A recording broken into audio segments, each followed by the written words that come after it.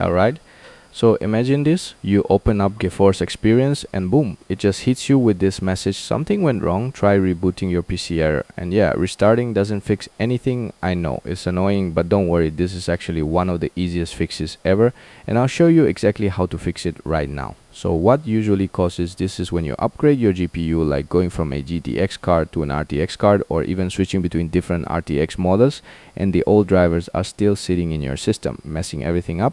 So we're just gonna completely clean that out and install fresh drivers, and that's it. So first thing, open up your browser real quick and just type DDO uninstaller and download it. It's a small program, but it's super powerful. It basically wipes out every single graphics driver file from your PC, even the hidden leftover ones that normal uninstall doesn't remove. Once it's downloaded, just extract the file and run it.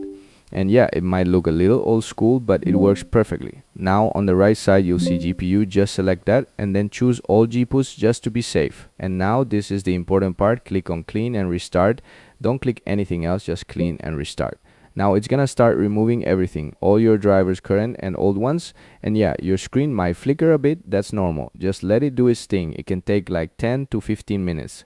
So just chill for a bit, your PC will restart automatically when it's done. Alright, so once your PC is back on, we're basically halfway done. Now open your browser again and type NVIDIA drivers and go to the official NVIDIA website. From here you can either let it auto detect your GPU or just manually select your GPU like RTX 3060 or whatever you're using and download the latest driver. Once that's downloaded, just run the setup, click agree and continue and just let it install. It doesn't take long, maybe a couple minutes, and yeah, just wait till it finishes. And that's pretty much it. Now if we open GeForce Experience again, it should load up normally, no error, no nothing, and yeah, just like that, it's fixed.